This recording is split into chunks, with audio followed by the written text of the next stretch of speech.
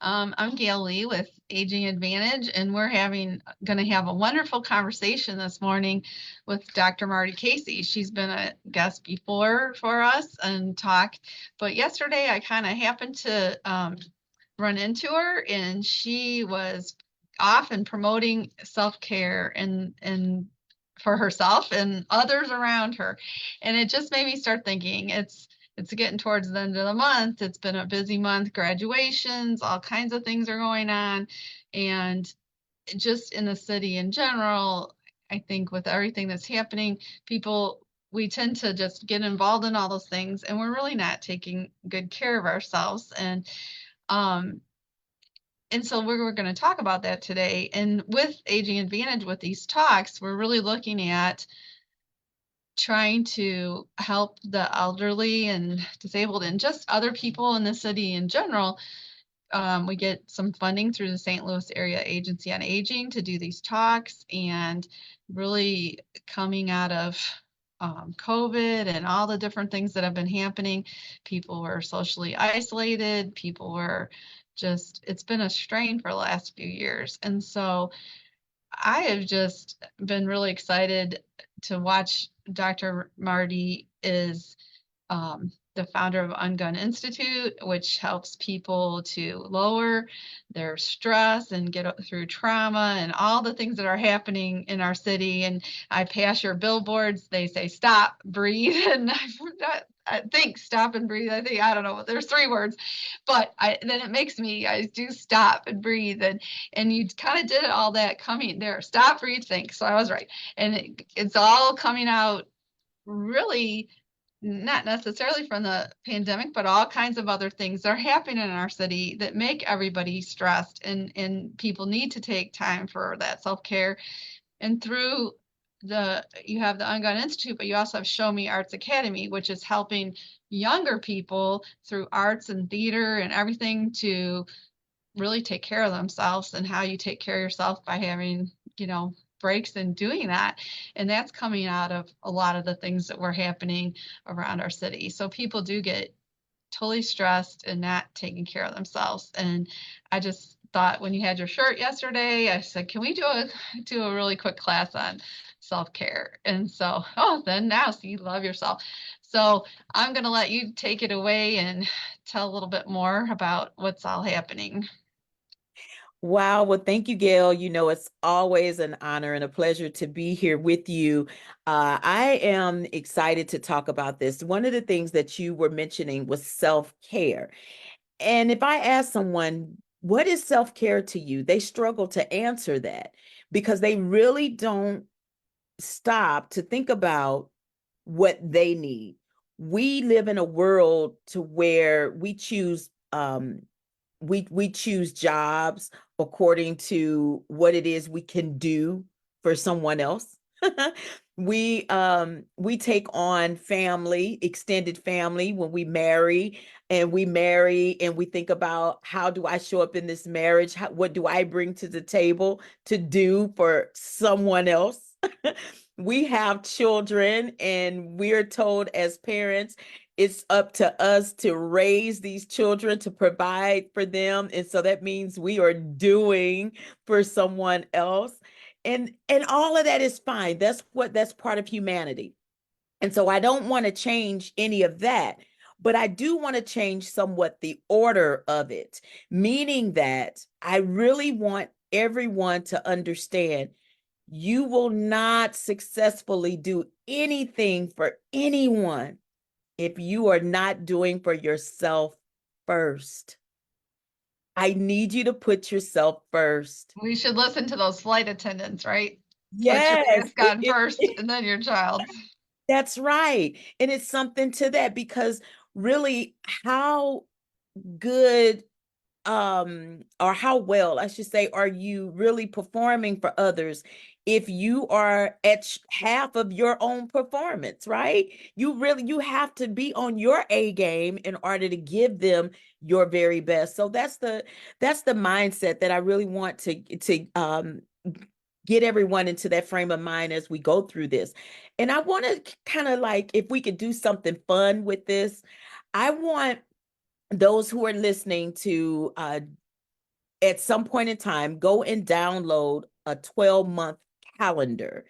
And I'm going to give you 12 things for you to do. And on those, in that calendar this year, I want you to work on these things because it takes time.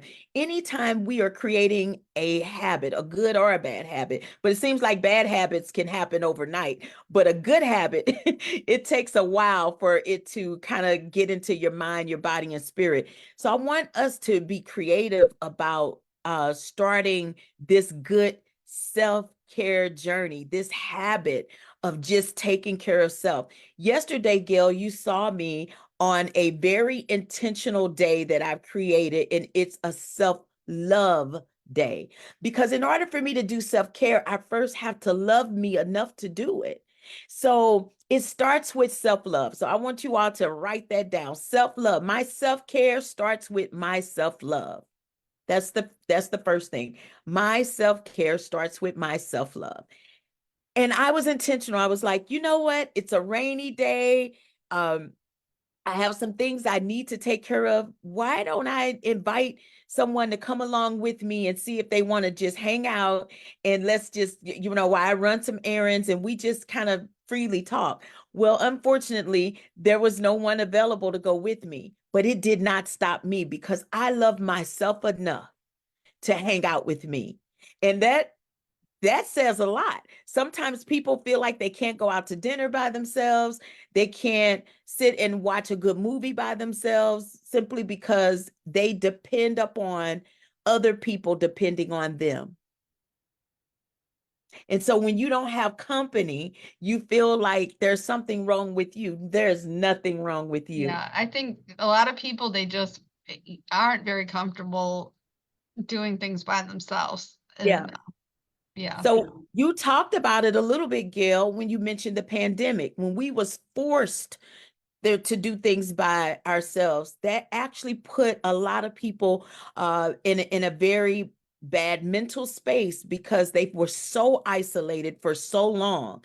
It really did spiral them down. And so what we want to do is build this back up. So we're going to play this game, this 12-month journey. Let's take a 12-month emotional self-care journey. So the first thing I want you to do is think about moving your body. And this means that I want you to meditate your mind so you can master your emotions. We as humans, oh my gosh, we go through just a range of emotions throughout our life, throughout the day. And sometimes all within 1 hour. Depends upon what's going on in your life. Does this emotion have a temperature? Does it have a texture? Does it have a shape? Is it closed or is that emotion open? And does it feel like it's energizing or draining you? So on that first month, so if we start this now, we're going to say in the month of let's start it in June. So in the month of June, I want you to write down all of the different emotions that you personally, that you tap into. And what does it feel like? So when I say, does it have a temperature? I'm gonna give you an example. When I get angry, my nose sweat and my nose becomes very, very warm. It's like the emotion of the anger inside of me. It makes you remember the saying, your blood blood is boiling. That's what it feels like. And it comes right here to the center of my face through my nose, starts sweating. You better run when my nose starts sweating, okay? But normally, if you touch my nose on a regular day, it's cold. My nose is cold. But when I'm emotionally charged, all of that tension starts to come to the front of my face. I want you to think about that. What is something on your body that you're noticing emotionally when you're going through something? Your body gives you a warning. See, my nose sweating is a warning of what's going on in my body. What is it for you, Gail? You really have to, you really do have to slow down and look at that. And I think, most people do not. And, you're just, so many times, this has been a mantra of mine for years. So many times people will say the thing, you're making me angry, or you're making me, whatever. But no one can make you angry. It's how you're choosing to react. And so a lot of times with those thoughts, you have to slow yourself down, and you really have to be in touch with yourself to do what you're talking about too, which is kind of a similar, thing. But yeah. And I don't think Absolutely. many of us don't do it, especially, in those times. I know, this, I was in the military a long time. And when I do start to get up, kind of worked up, my language is not, like I don't really have as much control with that, like, 'cause it's like in the military, you just did it, was it working? So I usually can control it, but if I'm really getting worked up, it's like, da, da, da, da, da, and I'm like, oh, wait a minute, so yeah.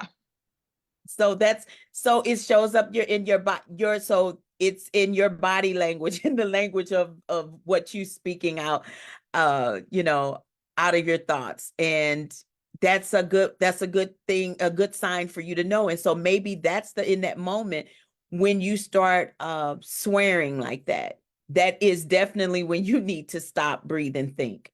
It's like, you know what? I just said two sentences of, so let me pull back. Let me stop and take some breaths and think so I can get control of my emotions. To that point, that's exactly what we're talking about here. So, Gail, if you start to write that down in the month of June, you will start to see a pattern of some things that's triggering you that will cause you to do that. So, when you see those things coming up on set, it will give you an opportunity to get out in front of it and know what you Yeah, can. I know what triggers it. Okay, you know who sounds like you know who triggers it. Okay, so I get it. So that's one of the things that you can do. You can really this again, we're talking about tapping into self, getting to know self. We can never control anyone else. We cannot, like you said, no one can make you angry, and it's a choice. So the more you get to know yourself, here's the secret. The more you get to know yourself, the better you will be able to protect yourself from others. Because I know me. And so I know I don't want to be around someone who's doing this or someone who's saying that or whatever the case may be. And that is protection of me and how I'm emotionally being charged up. So if we was taught this at an early age, can you imagine how much better we would probably be showing up in the world with each other, so that's the first one. So again, remember the texture, the shape of it. When you think about your emotions, people don't think about the shape of the emotion. You don't. But I want you to think about it. Is it big? Is it round? Does it feel like it's cycling, or does it feel like it's square where you're hitting 4 points before you can calm down? What is it? What does it look like? In the texture, remember I told you, I said when my nose starts to sweat, so the texture of my nose changes, it gets clammy. And so I'm aware of that. So I may simply not be aware that I see my nose sweating, but if I'm angry and I happen to do like this and I can feel the sweat, that's a good indicator for me to, Marty, calm down. You're getting worked up. Yeah, and I think with so I think more of, you said calendar in June when I start swearing, but what I need to do is really look at what's the other things going on, like what other things in my body are going on, because that's what I'm not in tune to. Yeah, Like I don't. you want to journal and you want to see, but you want to also start to monitor when you start swearing. So if you wrote if you write down the different things throughout the calendar what you're doing that day, and then on this particular day you had a moment, and you write that down, you're going to see, visually be able to pinpoint what's going on, right? So the second thing is I want you to we got to start scheduling an ask. Okay, because sometimes I could get offended by something that you don't know that I'm gonna be offended by, or you can get offended by something I do or say, and I wouldn't even know that you would be offended by that. So I think if we just kind of add a little bit of a little bit more empathy and a little bit more grace to how we interact with each other would help. So scheduled ask means before we come together, you ask, do you have enough space for me today to support me emotionally? I need a little bit of help, and I would like to talk to you about something, but do you have space to receive that? So I'm telling you in advance that, Gail, I need to call you and I'm going to talk about something a little heavy. It may not even have anything to do with me and you.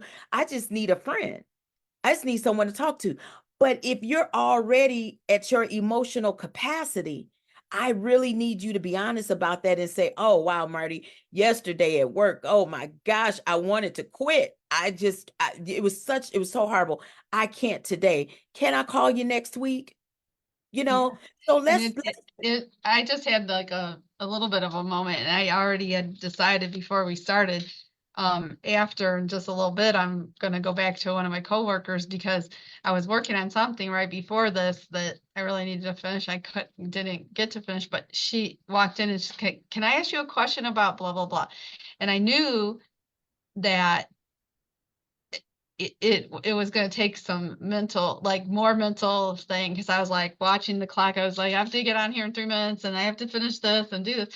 And luckily you text and said, oh, I'm running a few minutes late. I was like, okay. So when she asked, so I should have just said, look, can I get back to you in a few? But I tried to answer, but it was more complicated. And then I did turn, and I was like kind of short because I could kind of explain it, but I didn't really know for sure. I'm like, you're gonna have to find this information. But I was like a little more abrupt than maybe was nice. So like I have to go back and say, okay, did that make sense? And when you get this, come back, because I just, and I'd already thought of that before you start talking. I was like, I need to go back to circle that. But that's exactly, I should have just said, can I get back to you because Yeah.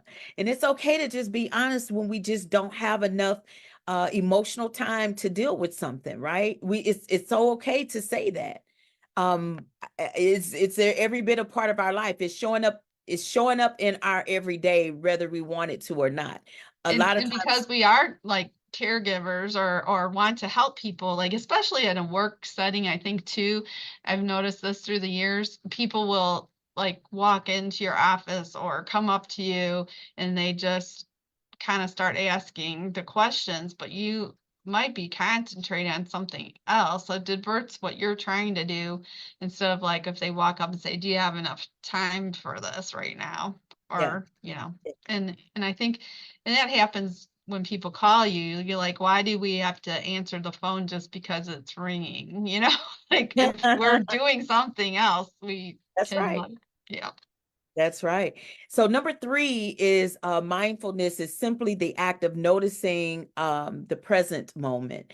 And sitting within the present moment, try to sit with it without judgment.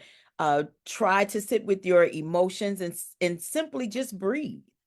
Like it's okay to just breathe. Like in that moment when she asked you the question and you knew it was going to take a little minute to answer, in that moment, if you had taken some breaths, it would have allowed you, I believe, to then say, I'm going to help you, but I just can't right now. That's going to take up a little bit more time than I have to give in this moment. So if you can give me a minute, I'll come back to you a little later today. She would have been okay with that. So, but it takes you breathing in order for you to get to that place that you can answer and And not feel like the yeah, and anxiety is she didn't actually like just kind of interrupt. She said, "Do you have a minute to answer this question? Is it okay? Would this be an okay time for me to ask you the question?" So I even had the out to say no, but I did it. Absolutely, because then you can say, well, you can ask the question and I'll let you know if I have time for it. Yeah. So just something to practice. Your emotions aren't good or bad, right? Or wrong. They just are. So I'm going to say that again. Your emotions, they're not good or bad, right or wrong. They just are. Be unapologetic about how you feel. Because in order for us to even take on an emotion, Gail, it happens and it filters through what has happened to us in our past, what we believe is to be our future, our belief system, our the way we've been treated by others, the environment. There's so many things that causes us to feel the way that we feel. And so when something filters through me, it may not present or produce the same emotion as it will when it presents through you. You have your own system. I have my own system. So we need to understand that how we process may produce a totally different response or reaction. And it's okay. Like, stop the judgment. Quit making somebody feel bad about what they said or how they feel, or if they're right or they're wrong. It's according to their system and how their system processed it. Does that make sense? But we don't think like that, do we? And so That's because we don't stop and breathe first. That's the biggest thing, you know. And back when I did counseling for people many years ago, you know, and then a good example I always thought of is they don't, you, when you're saying, well, you just made me angry, was if you're like in the supermarket in line and you're in this line and somebody, their cart hits you from behind, you're like, you're saying, "Oh, I get mad because the cart hit me." But if you turn around and it's some little old lady that, you know, it's like, "Oh," and you're like, "Oh, okay." But if it's like maybe some biker dude with tattoos or something that's like, "Oh, whatever," you know, then you're angry. So it's not you chose in the circumstance, but sometimes you do get more bent out of shape yourself because you're in a hurry or you're not whatever. So if you do stop, breathe, and kind of analyze, you know, and we do look at, you know, what space, you know, the person, we're making assumptions. Did they didn't, you know, intentionally run into me? Did they do that? You know, what have you? But usually we're not stopping to do that. And it's the same at a traffic light. Like sometimes we sit there and we're so irritated at that stoplight, but the stoplight's really the same length, you know, any other time. Like why did it not bother me the other days? So it's not the stoplight, it's where we're at. yeah, So it's yeah, our capacity, which breathing. brings us to number 4. This is a good segue. This is now month number 4. This is what I want you to practice. I need you to start measuring your emotional overload awareness. This is your capacity limit. Do you have the capacity of a teaspoon, a coffee cup, or a 2-liter? And so that means, what can you handle today? So if you're measuring that month and you're looking at, oh, today I woke up, I couldn't handle anything. Oh my God. I had the capacity of a teaspoon. It just looked like everything was bothering me. And then on a regular day, it's probably a coffee cup full. And then there's some days where you ever had somebody or several people call you all day long, and everything they called and said, they had an emergency, they were dealing with something and they needed your help, and you seem to handle it like a superhero. Well, that's when you had a 2-liter capacity. I kind of work on a 2-liter capacity almost every single day. I'm a little bit, because of the type of work I do and how I have to show up for people, and caregivers are the same way. You work on 2 liters. So you really have to be intentional about your self-love and your self-care, because you're pouring out so much more than the average person. Does that make sense? Right. So, but we don't measure that. We don't stop and think. And so on days where I know now, if I normally operate, think about this visually. If I normally operate like a 2-liter, and then today I only have a teaspoon full because I've had a bad day, what do you think I'm going to do? I'm going to stay home. I'm cutting my phone off. I'm probably going to go ahead and get a early bath, put on some pajamas, find me something good to eat, and I'm cutting the whole day off, because I don't need to be outside and being triggered and causing more harm to myself emotionally, or the fear of me, my nose sweating, and I bring more harm to somebody else.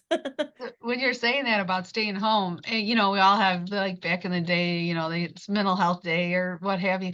But this week on the news, I had heard that there was a whole thing about certain companies putting in these just days like for self-care days that you could just take off for self-care day, which was a separate vacation than your other sick time or your regular time. It was like some vacation just for self-care where you're just and they were analyzing, is that a thing or should that be? And Definitely should be a thing, so because I'll tell you the big difference between it. Vacation is planned, a self-care is not. Self-care is a day where you just wake up and you didn't know last night you was going to get that phone call that your little cousin got killed, or that your aunt is now being rushed to the hospital. So that is not you being sick. So that technically isn't a sick day.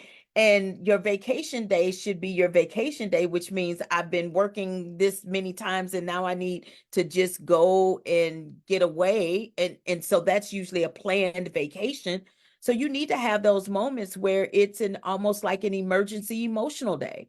And I think that those need to be in place, and companies should not question it. Now, I think when it becomes excessive and it's almost as if your emotional state of mind becomes a liability to the company, then that's something that needs to be dealt with and talked about. And you may need some additional care. Maybe there's even something in your insurance that the company can say, we want to make sure that you go and you're seeing a therapist because you've taken this many da da da da da, and in order to keep your job. So I think there's ways that we can build it in, but the bottom line is we really want to be in business for people first before we're in business for the product. Number 5, you can control your response. We can't change what happened to us. We can only change how we feel about it. So again, it goes back to that choice again. A lot of times we are actually reacting to it so quickly that it becomes a reaction. But if you stop, breathe, and think, you can actually get yourself to a response. And that response really is coming from that critical thinking place. And that's really what you want to do. So you can't control your response. We can't change what happened. We can only change how we feel about it. So it's, if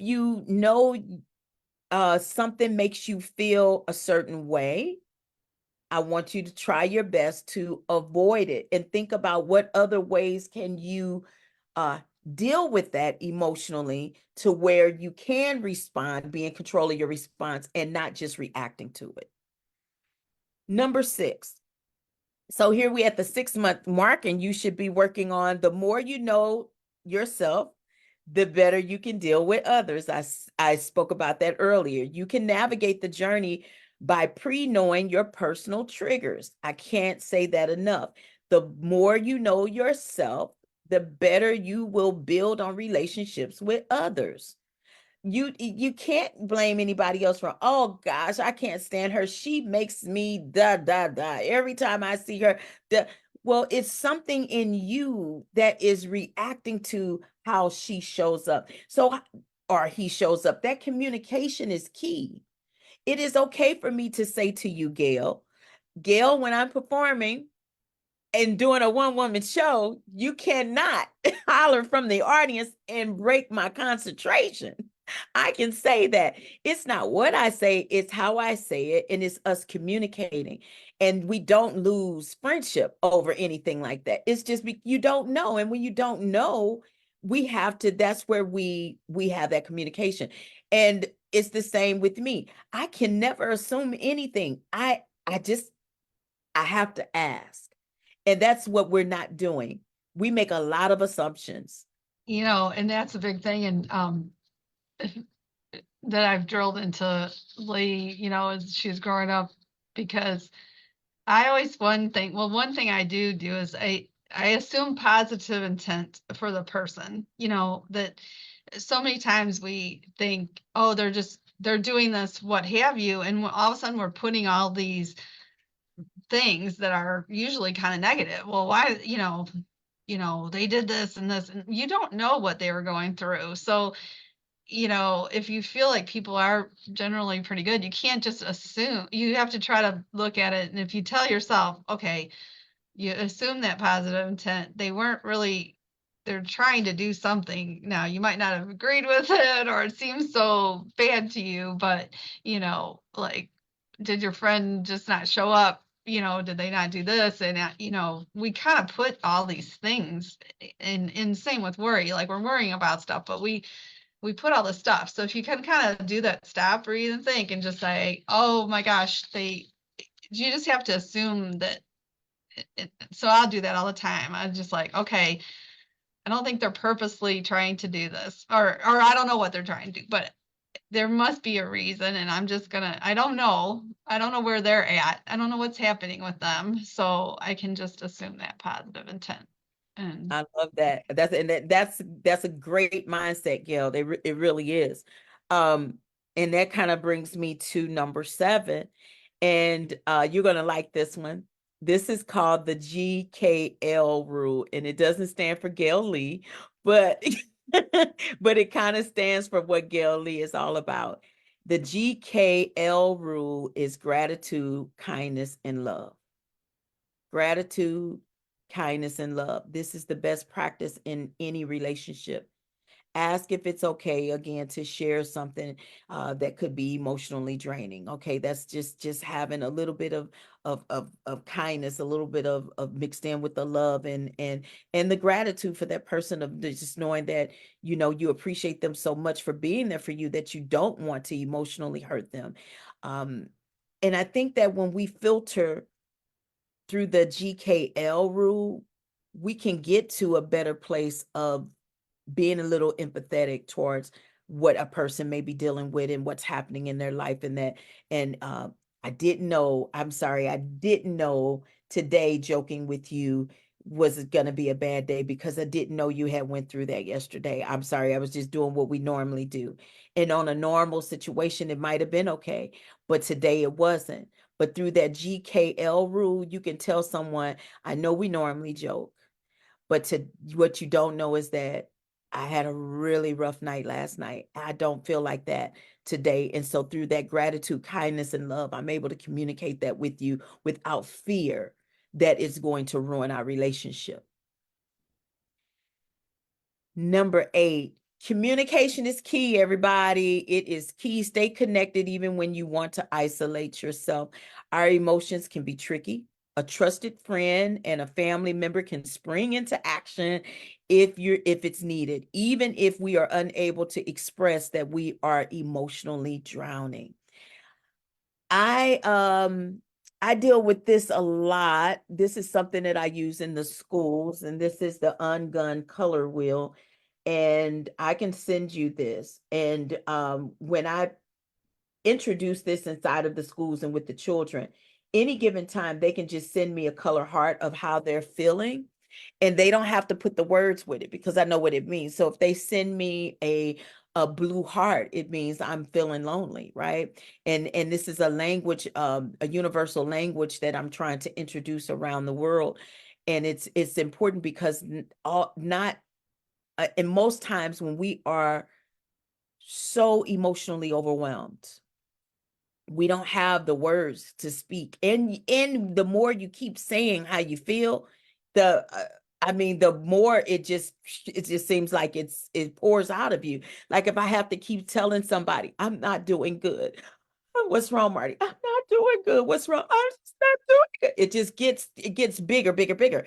And so if I can just send a black heart to you, Gail, and now, coming into this, I'm not doing good. And then Lee jumps on here and Lee goes, "Hey, Marty, how you doing?" You can speak almost on my behalf. Lee, Marty's not doing good today. We're just going to try to just get through this best way. You know what I mean? So now it's like I've leaned into a trusted friend to hold my emotions in their container, to almost speak on my behalf. And I was able to convey that to you just with a colored heart. It's so amazing. These kids love this. It makes me think too is, you'll see somebody, and it's happened to me too, but you'll see someone and it seems to be like, well, as you get in touch with these things, you're not doing it as much yourself, but you see people and maybe, I don't know, say the pump at the gas station is not working right, or you stop at the thing in the store, that gas station, and they can't take cash right then, they can only take the card, or vice versa. And the person, they just explode. They're at like number 10 explosion, and you're like, well, this is a pretty minor thing. What's going to happen when something horrible happens? But and I think then when something horrible does happen, they just break down because they're letting themselves get so worked up about this minor thing. But why? Why? Because Now, they're is not in that, touch with anything, and things have built up over time that they just explode. But yeah, go well, ahead, you're I was fine. getting ready to say, let's go back to that because again, remember what what we take in is our personal machine that filters, right? So what may seem to be minor to you is not minor to them. Because this is, let me tell you how that may trigger. You can't take cash, you can only take card. But what you don't know is that their husband just stole everything up out of their bank account and they had to get that bank account closed down. They don't even have a bank card right now. And they're fighting for their children in court, and all they have is cash, all they have is trying to hold on. So that's the triggering part of it. Something that is attached to something, and that emotion is what's filtering through. That emotion is what's out front. But what appeared to be minor to you was the action that you've seen the emotional response be displayed. But what you don't see is the backstory that Right. that emotion Well, and is that's why I'm saying, like, even with myself, like that's where you have to like, it is minor. Like, I know it's minor, but there's something happening. So that's where you have to, like you're saying, get in touch with yourself and knowing yourself and being, communicating and being realizing, like, I can't, it's that camel that, it's that straw that broke the camel's back. Like, knowing, like, I'm right at that level. So maybe I need to be taking care of myself, or what have you. And the more you do, and you've seen it, I mean, it's kind of what UnGun's about, really too, and lowering that is, the more you get to know yourself as you're, growing and can do those things, you're not usually letting that straw, you're not letting yourself get to the point where that yeah. that Yeah. straw is And going to it tip you comes with over. practice. That's why we're doing this 12-month thing, because if you practice each of these things over that period of 12 months, you will walk away knowing yourself so well that automatically you're putting your mind, body, and spirit on a regimen, and it's now working for you and not against you. It's my body will start to shut down in certain ways just so that it can protect my spirit. And my spirit starts to send out certain cues to protect my mind, because the mind tells the body what to do, right? The spirit in which I feel something is the reason I start thinking something. So it's always what I call the feel, think, do method is what we created at UnGun. Feel, think, do. I want people to remember it starts in your heart, starts in the heart, sends a message to the mind, and then the mind tells the body what to do. So if you always paying attention to how people are feeling, you very well can have enough time to disrupt what they're willing to do. Right? So number 9, live, love, laugh. It's just as simple as that. It is so okay to have fun without feeling any guilt. A lot of times when someone has gone through something, especially someone who's lost a loved one, they feel the guilt of going on with their life and having fun and smiling and laughing and loving. And especially in the field that you're in, you see this often with families or what have you, and they lose someone, and now you're trying to, Christmas is not going to be the same because mom or dad is no longer with us, and so you're trying to figure out how to balance celebrating a holiday, and also showing the the level of love that you have for that loved one, and they're no longer with you. I I want you to know that life is so precious, and it's so unpredictable. We don't know when someone is how long they have to be here. Do not spend that trying to measure your love for someone according to how you are emotionally showing up. Just that is doing yourself and your family members a disservice. So be okay to live, love, and laugh as much as you possibly can, and do that without guilt. Um, Number 10, hobbies are healing. It's just as simple as that. Hobbies are healing. So you get to this 10th month, I want you to just truly be intentional about having fun and think about the things that you love doing. My daughter and I, we were in a therapy session the other day, and she made mention of a hobby that we used to do together, and I forgot all about it. But she was like, that's when I was having so much fun with my mom, when we used to play Scrabble all the time. And it was a hobby that we had. We would get the Scrabble game out, and we would sit and we play Scrabble and have a great time.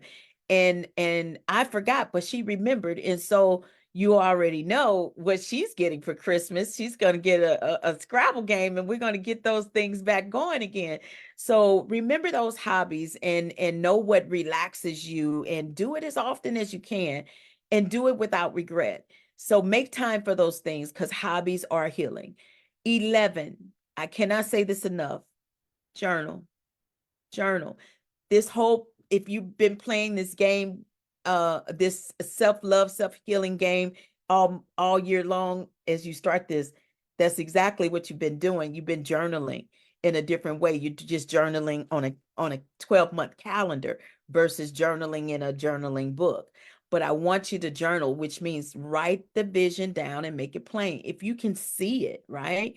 If you can see it, you can identify where some of the issues are. And when I say issues, I don't just mean I don't want you to just document what you believe to be the concerning things. I want you to also see the good things.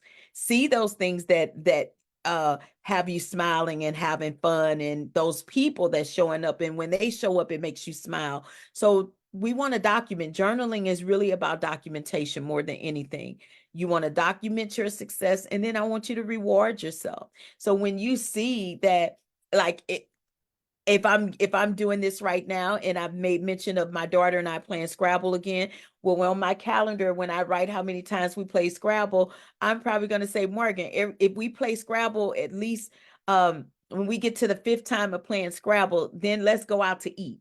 Or, you know what I mean? Like, reward yourself for doing something good for self and for others that you love. And last but not least, this is number 12. So if you're in that 12th month, this is where I really want you to pay attention again to the mind, the body, and the spirit. I think of through UnGun, I really teach our peace education through the feel, think, do method, which is what I created. So if you think about that, it's more spirit, mind, body. When we hear people say it, they say, mind, body, spirit. But I really want you to think about it in the spirit, the mind, the body, because it starts where? In the heart. The heart tells the mind what to think, and then the mind tells the body what to do. It's so easy. And if we really take on that concept, we'll start to understand not just ourselves better, but others around us. And I want you to see the spirit, the mind, and the body as being one team. It's the full body and how it's moving around. See them almost like little people inside of you, and they're communicating with each other. They're sitting at a table and they're talking. The moment that they start arguing, that's chaos. That's going to be a breakdown of your emotions. That's going to be such not a great day. And you will know something at that table, some little body at that table is having a bad day, and is causing it to now come out of you, right? And you want to get them back on one accord again. So you have to be in tune with all of it, the spirit, the mind, and the body at all times. And this happens when you tap into um your senses of what you can see, feel, taste, touch, hear. Believe it or not, the senses is what causes those feelings to come alive. And I tease all the time. People that know me know my favorite restaurant is Red Lobster, and they're talking about closing all the Red Lobsters down now or what have you. And so everybody's sending me little things like, Marty, are you okay? I just thought about you. You have my condolences. And they because they know emotionally when I'm having a moment, that's the place where I go and I eat and I enjoy the food. I've been doing it since I was a little girl. And so my body just responds to that in a good way. What is something that when you see it or you taste it or you touch, hear, or smell it, what evokes that positive emotion and helps to get you back balance again? It's funny, they came out with the list of however many it was a lot of Red Lobsters that are closing it, but and it had it by state, and you look, and there wasn't any in Missouri that were closing. It's like, oh, good. Probably because So of me. we'll have to go to Red Lobster. I like that too. But you know, there was an exercise I did many years ago, and it does make you think, and I kind of did it with my cousins too. It was like, what food did you like? What was your best food that you liked at, grandma Lee's house or Mhm. what have you? And people put different things, Right. um, but when you think of those foods, a lot of times those are the foods maybe too that we go back to, like those feelings that had you know, brought those feelings to us, the smells and stuff too. Yeah. And those things, you think about it, they're also triggering. They could be triggering in a good way or a bad way, right? And so it's important for you to know that. What are those smells that are triggering to you in a bad way? What are Yeah, those I have, smells that are triggering to that you? happens with I used to like a particular food. It was okay. I mean, I don't know that I loved it, but it was okay. But one time I ate it, and it has a pretty unique smell too, but I ate it at a time when I was kind of sick. Like I don't know, I somehow had a flu thing. I end up, having it came up not in a good way. And you know how that taste and smell Yep. gets through.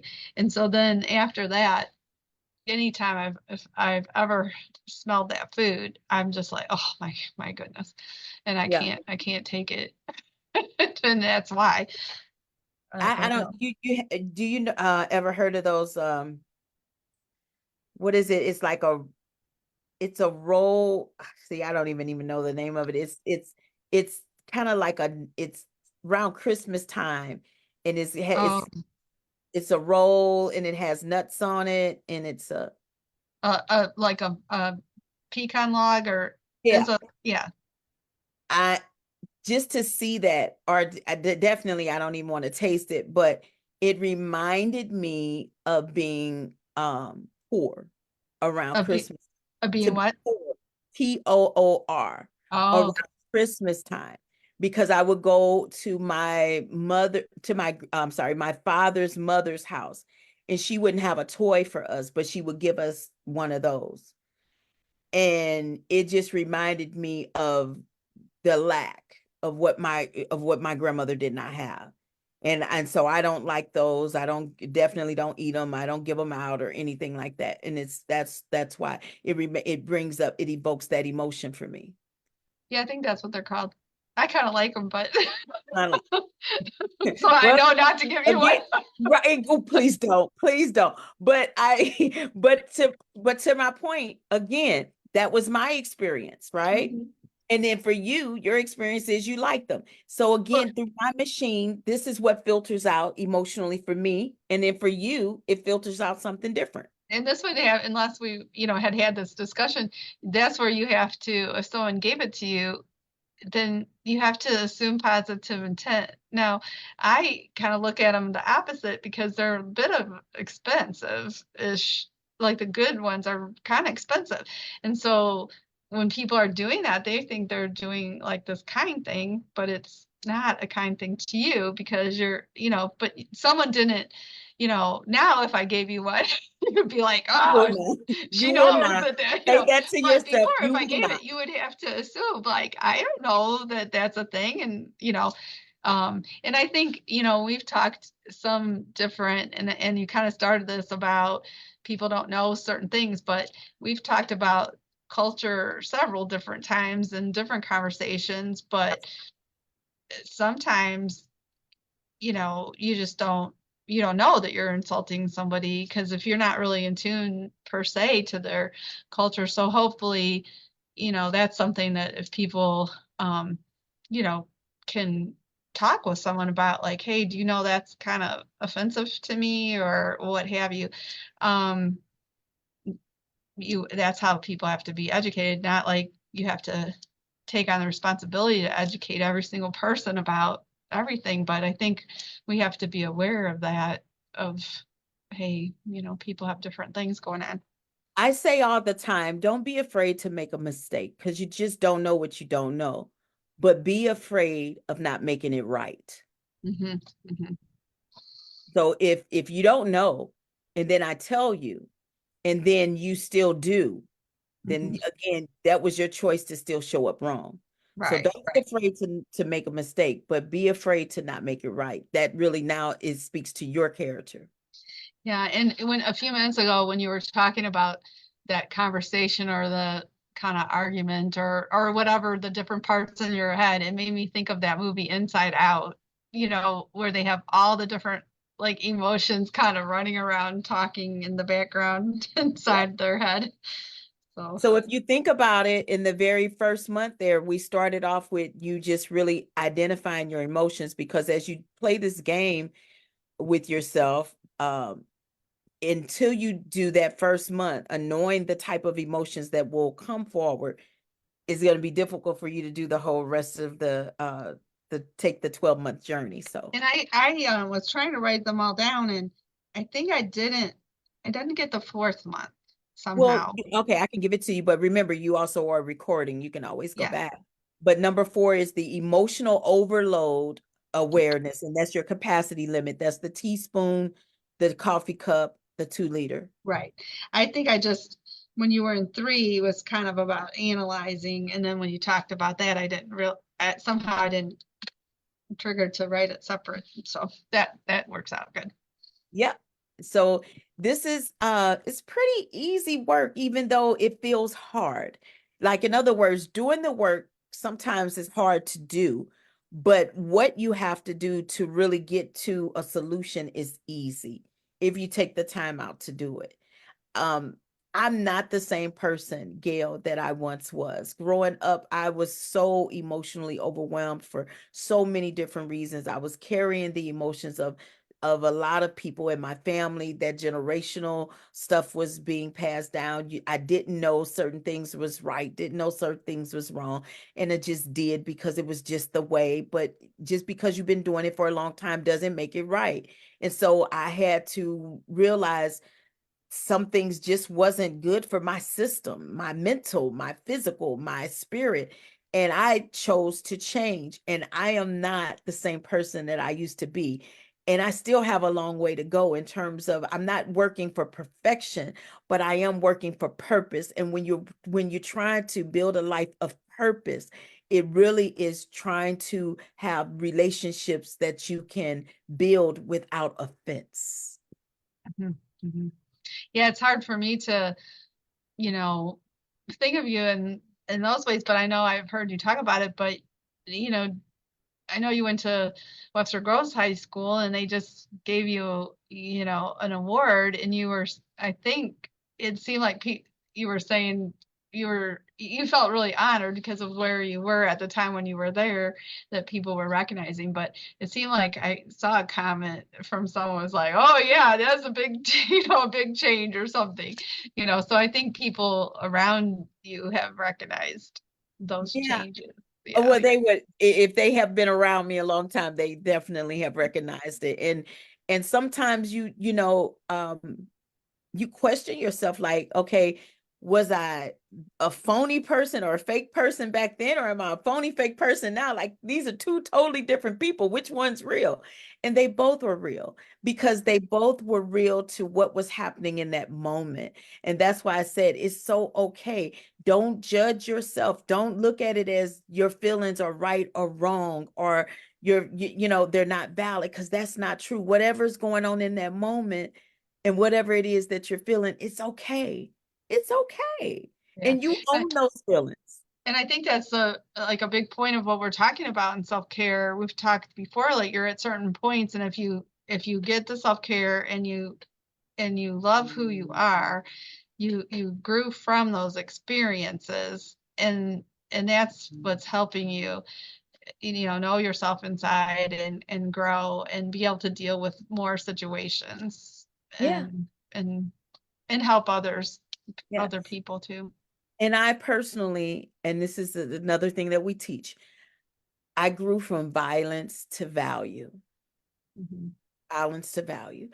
And once I understood my value, violence was never an option anymore.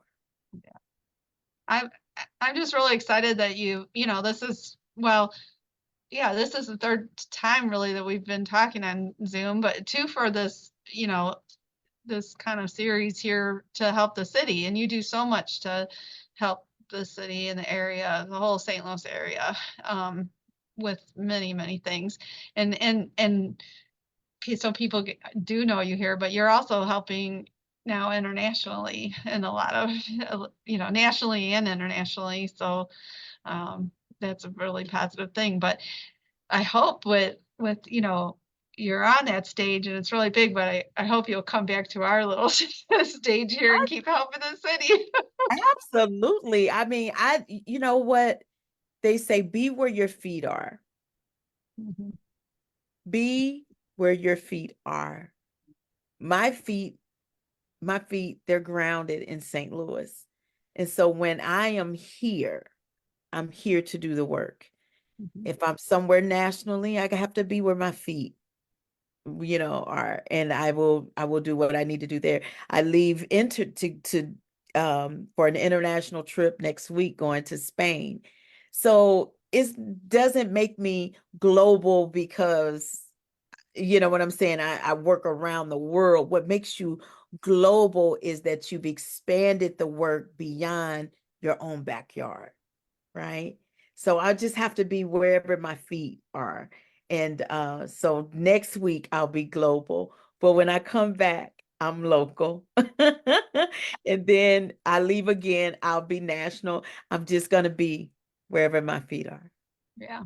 And I know we're looking forward to, in a few months, you doing some more stuff on trauma and, just different things. So you did some trauma tips for us a month or two ago, and now, self-love and self-care. So we'll have to think of I some just other hope it helps. I hope tips. it's helping someone. I hope it really helps. It helped me. And Mhm. and those who I have an opportunity to work with one-on-one, doing one-on-one sessions, doing workshops, they seem to come back and say how much it's helping them. So thank you, Gail, for you all helping me to get the work out, making it available to more people and, even a larger demographic. So I want you to know that this is the collective work we must do, right?